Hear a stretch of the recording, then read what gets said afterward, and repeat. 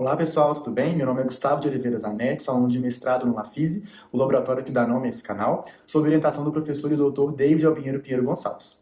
Já de antemão, vou pedir para vocês clicarem no botão de curtir, comentar e compartilhar com os amigos.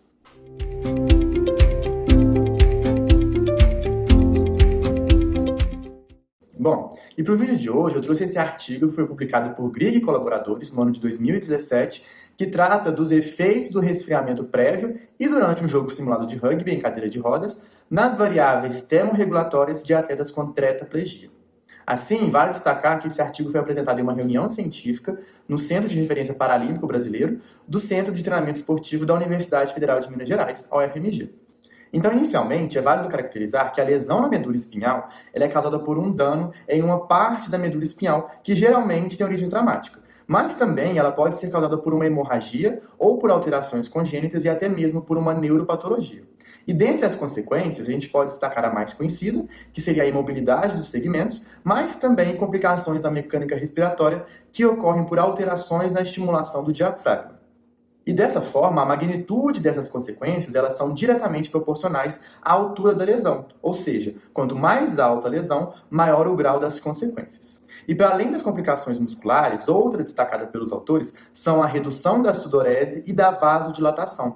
E essas complicações elas podem impactar a prática de exercício físico. Isso porque duas das principais vias de dissipação de calor para o meio são a condução, na qual, por meio da circulação sanguínea, o calor é transportado do interior para o exterior do corpo, e a outra seria a evaporação, na qual fluidos que estão na superfície da pele, principalmente o suor, eles evaporam e nesse processo, entre aspas, rouba-se calor do corpo. E, de fato, a literatura científica tem mostrado que, como esperado, lesados medulares apresentam complicações termorregulatórias que podem impactar principalmente o exercício físico de longa duração, apresentando assim um potencial desafio termorregulatório para essa população.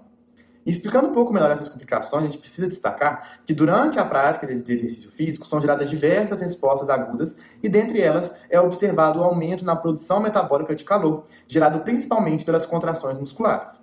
E dependendo da duração e das condições ambientais, como por exemplo temperatura e umidade, a gente pode observar um aumento exacerbado da temperatura corporal. Entretanto, regulando tudo isso, temos uma outra resposta aguda, que é a alteração da dinâmica do fluxo sanguíneo e a atividade sudorípara, que favorece, então, a redução da temperatura corporal. Então, aqui a gente pode perceber que a temperatura corporal é regulada principalmente por esses dois processos de produção e dissipação. E alterações nesse balanço e, consequentemente, um aumento exacerbado da temperatura central podem impactar o fluxo sanguíneo da musculatura ativa, aumentando assim a percepção subjetiva do esforço, gerando também uma redução da atividade de algumas enzimas importantes para o metabolismo e ainda aumentar o nível de desidratação. Então agora fica claro quais são os fatores que podem gerar aqueles desafios termorregulatórios para os lesados medulares e destacar assim a importância de estudos nessa área. E além da termorregulação, estudos têm investigado também estratégias que mimetizam os mecanismos de dissipação de calor. Assim, em indivíduos rígidos, foi observado que, apesar de não haver benefícios para exercícios de curta duração, para aqueles de longa duração, a utilização de coletes de resfriamento pode retardar o início da fadiga. E, em concordância, achados similares foram descritos neste estudo com tetraplégicos, em que os autores observaram uma redução da temperatura gastrointestinal, um indicativo da temperatura central, e um aumento do tempo até exaustão, ou seja, um aumento na duração total de exercício daqueles que receberam resfriamento prévio. Assim, além de poucos estudos terem investigado esse tema, na ocasião da publicação desse estudo ainda não haviam estudos que avaliaram outras técnicas de resfriamento, como por exemplo sprays de água. E ainda não havia sido avaliado o resfriamento durante a prática, apenas antes. Portanto, o objetivo do presente trabalho foi investigar o pré-resfriamento e a combinação de pré-resfriamento e resfriamento durante a simulação de um jogo de rugby em cadeira de rodas, o WCR, em atletas com tetraplegia. Para isso, o estudo contou com a participação de 8 jogadores altamente treinados em rugby em cadeira de rodas, sendo eles 7 homens e 1 mulher, com a altura da lesão variando da 5ª à 7ª vértebra cervical. Assim, todos os voluntários participaram de 4 encontros, sendo que no primeiro foram coletadas as medidas antropométricas e ainda realizado um teste incremental em cadeira de rodas para mensuração do consumo píquico de oxigênio. Já nos encontros finais, foi realizado um protocolo de sprint intermitente em cadeira de rodas, o ISP, em 3 condições. Seriam elas na condição sem resfriamento, na condição com resfriamento prévio por meio da utilização de colete, e na condição com resfriamento prévio, também por meio do colete, e durante a prática, por meio de sprays de água. E aqui é importante mencionar que a ordem desses protocolos foi aleatória. Assim, cada voluntário realizou os 3 testes, mas em ordens diferentes. A rotina dos testes foi realizada em um ambiente com temperatura controlada, em aproximadamente 20 graus Celsius, e a umidade relativa de 33%. E em torno de 6 a 8 horas antes da avaliação, os voluntários ingeriam uma pílula de telemetria para mensuração da temperatura central.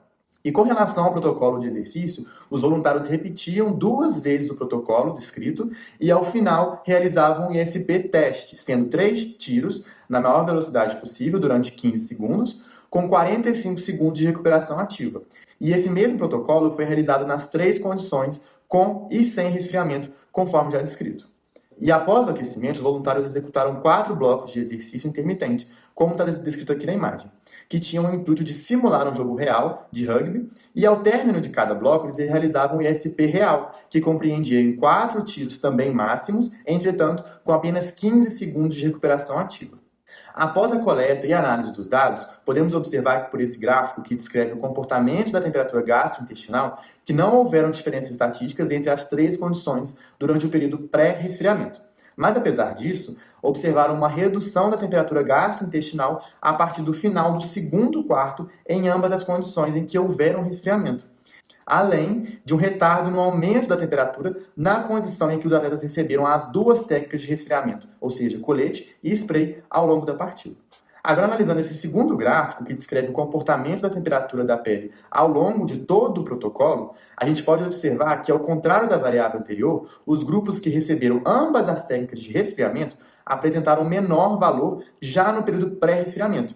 Além disso, observaram também uma redução do aumento da temperatura da pele apenas no grupo que recebeu as técnicas combinadas a partir do final do segundo quarto, indicando assim que a combinação de técnicas reduz a temperatura da pele, criando um gradiente de temperatura que favorece o transporte de calor e, consequentemente, gerando uma redução da temperatura central.